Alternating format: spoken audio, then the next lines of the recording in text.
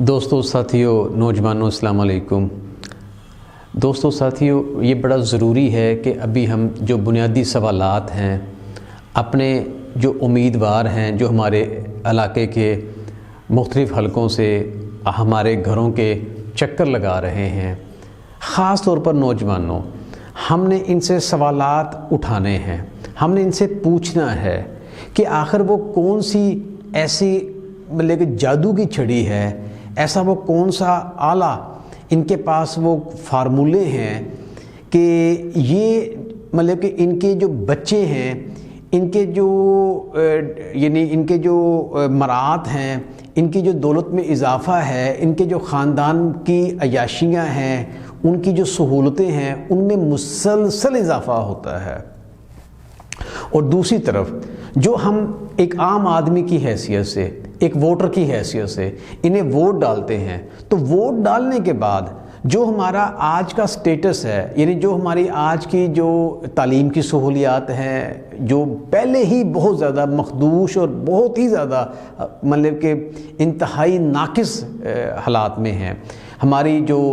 صحت کی سہولیات ہیں، ہماری جو سڑکوں پر جو گلی محلوں میں غلاظت ہے، اور ہمارے جو گرد و نما میں مسائل ہیں، وہ جیسے جیسے یہ وقت گزرتا ہے اس میں اضافہ ہوتا جاتا ہے، ہماری غربت میں اضافہ ہوتا جاتا ہے، ہماری پریشانیوں میں اضافہ ہوتا جاتا ہے، ہمارے روزگار کے مواقع کم ہوتے جاتے ہیں۔ میں خاص طور پر نوجوانوں آپ سے اس لیے میں یہ بات کرنا چاہ رہا ہوں، اور آپ نے یہ لازمی اس لیے سوالات اٹھانے ہیں کیونکہ ہر سال اس وقت ایک تحقیق کے مطابق 35 سے 40 لاکھ نوجوان مارکیٹ میں آتے ہیں جاب تلاش کرنے کے لیے، جبکہ ہماری جو موجودہ سٹرکچر ہے ریاست کا یا ہمارا جو جاب کا ڈھانچہ ہے، وہ 35 لاکھ تو بہت دور کی بات ہے، وہ تو 2-3 لاکھ جاب بھی پیدا نہیں کر پا رہا ہے۔ لیکن کیا یہ مسئلہ، کیا یہ پریشانی ہمارے ان امیدواروں کے بچوں کے ساتھ بھی ہے؟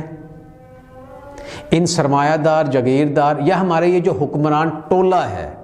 جو پچھلے 75-76 سالوں سے ہمارے سروں پر لادا ہوا ہے، کیا ان کے ساتھ بھی یہ مسئلہ ہے؟ یہ وہ سوالات ہیں۔ یس، یہ مسئلہ بے روزگاری کا ہمارے آج ہر گھر میں ہے، ہر گھر میں پریشانی ہے۔ آج ہم مہنگائی، بے روزگاری سے ہمارا ہر گھر پریشان ہے،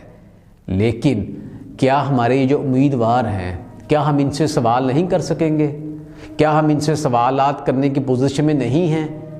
کہ یہ پریشانی آخر ہمیں ہی کیوں ہے، آپ لوگوں کو کیوں نہیں ہے؟ 75 سالوں سے مختلف ناموں کے ساتھ، مختلف نظریوں کے ساتھ، مختلف رنگوں کے ساتھ یہ ہم پر مسلط ہیں، لیکن ان کا تو ایشو کوئی نہیں ہے، ایشو ہے میرا اور آپ کا۔ تو یہ وہ بنیادی سوال ہے میرے نوجوانوں، خاص طور پر آپ نے ان سے ضرور پوچھنا ہے، اور اس کے بعد ان جوابات کی روشنی میں یا ان کے جو بند ہوئے مطلب جو چہرے ہیں، ان کی روشنی میں آپ نے اپنے ضمیر کے مطابق، اپنے سماجی شعور کے مطابق،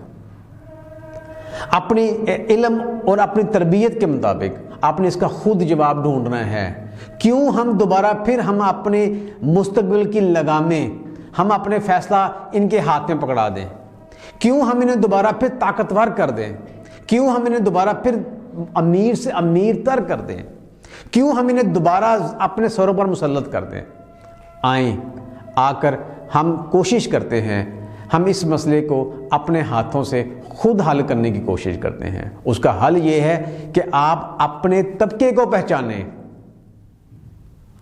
آپ جس ورکنگ کلاس سے ہیں، آپ کے والدین جس ورکنگ کلاس سے ہیں، آپ اس محنت کش طبقے کو پہچانیں اور اس طبقے میں جرت پیدا کریں، کنیکشن پیدا کریں، اتحاد پیدا کریں۔ اس اتحاد کے ساتھ آپ ایک جدوجہد کا حصہ بنیں، سیاسی سماجی شعور کا حصہ بنیں، اور پھر اپنے طبقے کے لوگوں کو آگے لے کر آئیں، ان کو طاقتور کریں، ان کو اسمبلیز میں، پاور کوریڈورز میں، طاقت کے ایوانوں میں بجوا کر اپنی تصویر، اپنی آواز،